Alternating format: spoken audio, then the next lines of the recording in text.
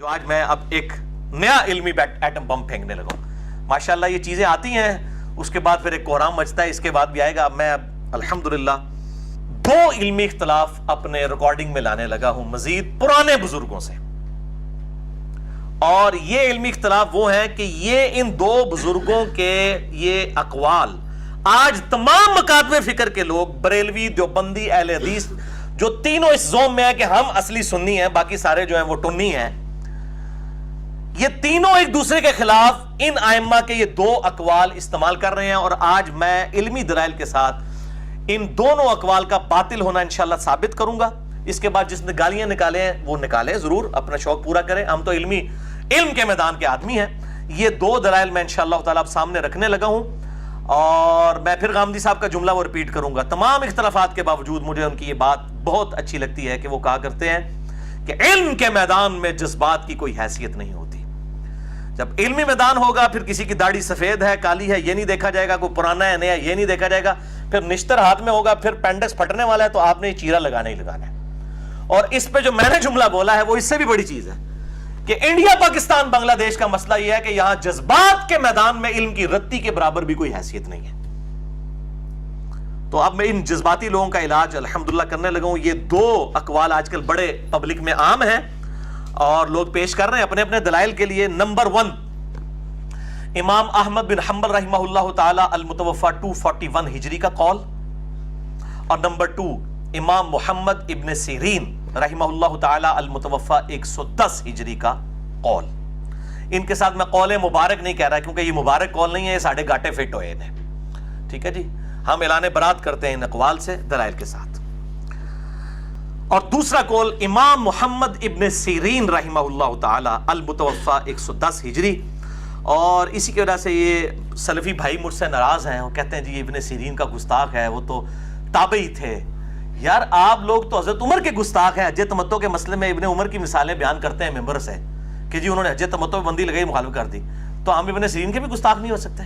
یہ تو علمی بات ہو رہی ہے. ابن سیرین رحمہ اللہ تعالیٰ کے بارے میں صحیح سند کے ساتھ سنن دارمی کے مقدمے میں یہ واقعہ موجود ہے, اور میں یہ اب سنن دارمی آج اسپیشلی لے کے آیا ہوں, اور ترجمہ بھی ہے بریلویوں کا, تاکہ کسی کو کوئی شک ہی نہ رہے کہ یہ ایک گستاخانہ ترجمہ ہے. اے پائی سو کالڈ عاشقین دا ترجمہ ہے. یہ سنن دارمی چھاپی ہے شبیر برادرز لاہور, جو پاکستان میں سب سے بڑا ادارہ ہے. ہشت بہشتوی انہوں نے چھاپی ہوئی ہے, یہ وہی نے بریلوی مکتبہ فکر کا, اور بریلویوں نے ترجمہ کیا ہے.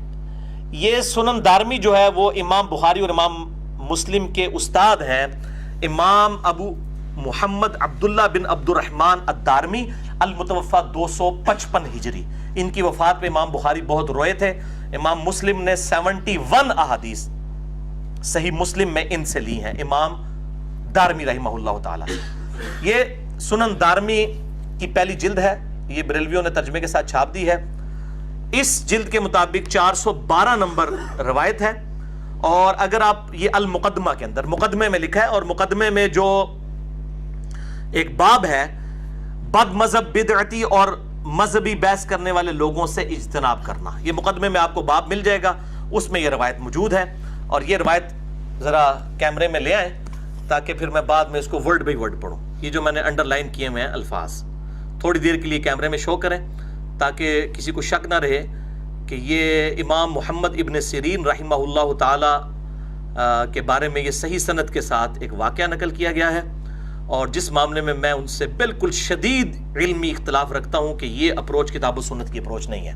سنیں, اسما بن عبید بیان کرتے ہیں کہ 2 بد مذہب شخص, ہائے صدقے, یہ بد مذہب کون ہوتا ہے؟ بریلوی کہیں گے کہ دیوبندی, اہل حدیث, شیعہ یہ بد مذہب ہے. آپ دیوبندیوں سے پوچھیں گے وہ کہیں گے ہمارے علاوہ سارے بد مذہب ہیں. آپ اہل حدیث سے پوچھیں گے یہ کہیں گے یہ سارے بد مذہب ہیں. شیعہ کہیں گے یہ سارے بد مذہب. یہ بد مذہب سے مراد ہے یعنی دوسرے معنوں میں سمجھو اپنے تو علاوہ سارے بد مذہب.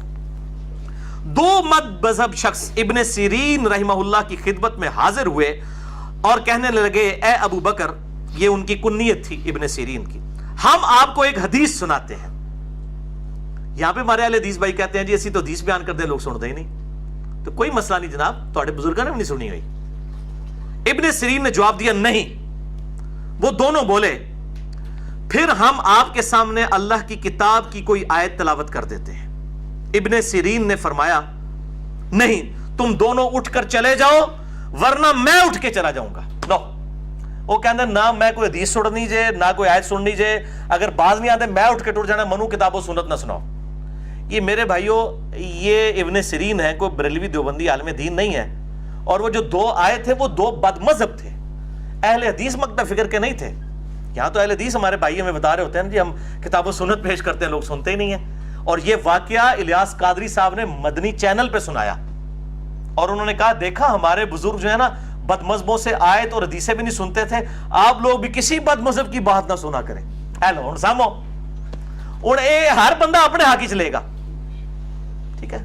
اہل حدیث کہیں گے جی ہم بھی نہیں سنیں گے، اور یہ وہ بات بھی نہیں وَإِذَا خَاطَبَهُمُ الْجَاهِلُونَ قَالُوا سَلَامًا، وہ الگ چیز ہے کہ جب جاہلوں سے واسطہ پڑے تو ان سے بحث نہ کرو۔ یہاں بحث کا معاملہ نہیں ہے، آیت اور حدیث بھی نہیں سنی، اور یہ وہ بحث کرنے بھی نہیں ہے، آیت اور حدیث سنانے کے لیے آئے ہیں، اور آگے جو جواب دیا نا ابن سیرین نے وہ بالکل کتاب و سنت کے خلاف ہے۔ سنیں، انہوں نے کہا تم دونوں اٹھ کر چلے جاؤ ورنہ میں اٹھ کر چلا جاؤں گا۔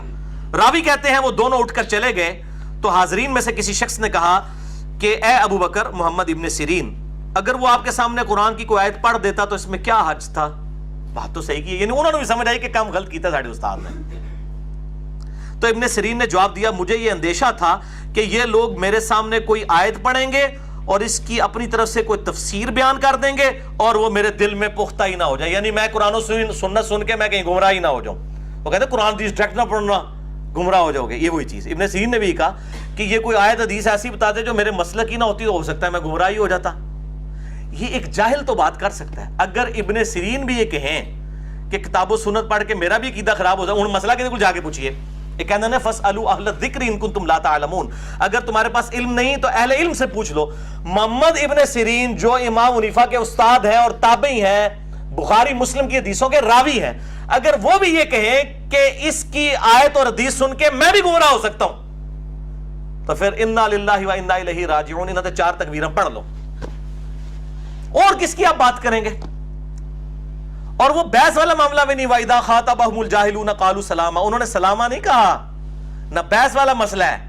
انہوں نے کہا میں نے آیت اور حدیث سننی نہیں ہے، اور ساتھ انہوں نے وجہ بھی بتا دی ہے، ورنہ وہ کہتے ہیں جی قرآن میں حکم آیا ہے کہ جب جاہلوں سے واسطہ پڑے تو بحث نہ کرو۔ انہوں نے یہ جواب نہیں دیا، ابن سیرین کی جھوٹی وکالت کرتے ہیں یہ لوگ۔ انہوں نے کہا ہے کہ میں اس لیے نہیں سن رہا کہ اس کی بات کہیں میرے دل پہ نہ اثر کر جائے۔ انہوں نے یہ نہیں کہا کہ یہ جاہل ہے اور میں اس سے بحث نہیں کرنا چاہتا، انہوں نے کہا میں کہیں گمراہ نہ ہو جاؤں۔ میرے بھائیو، اگر کوئی قادیانی ختم نبوت کے اوپر قرآن اور آیت کی آیات اور احادیث نہ سنے دلائل کے طور پہ، اور یہ کہنا شروع کر دے کہ کہیں ایسا نہ ہو کہ اس کی بات ہی میرے دل میں گھر کر جائے، تو کیا قادیانی کو ہدایت کبھی مل سکتی ہے؟ تو پھر اسی گمراہی پہ مر جائے گا۔ اس طریقے سے جب کوئی یہ کہے گا کہ میں نے کسی کی بات سننی ہی نہیں ہے، ہو سکتا ہے وہی غلطی پر ہو۔ تو یہ بالکل غلط اپروچ ہے، جذباتی اپروچ ہے، اور اس معاملے میں ڈر جانا چاہیے۔ اور یہ سب ایک دوسرے کے حق میں اس طرح کی باتیں پیش کر رہے ہوتے ہیں اور کہتے ہیں نہیں جی بد مذہبوں سے بچیں، دیکھیں ہمارے سلف جو ہیں بد مذہبوں کی بات نہیں سنتے تھے، تو پھر بیچارے اہل حدیث کی بات کس نے سن دی ہے؟ یہ اہل حدیث ہی زیادہ اس حوالے سے مخالفت کر رہے ہیں جی ہمارے سلف کے۔ اسی طریقے سے بریلوی، دیوبندی، شیعہ، وہ بھی اگر کوئی صحیح بات کرتے ہیں، میں تو سب کی صحیح باتیں لیتا ہوں، جو غلط بات ہے اس سے اختلاف رائے رکھتا ہوں۔ دعوت قرآن و سنت اب کریں گے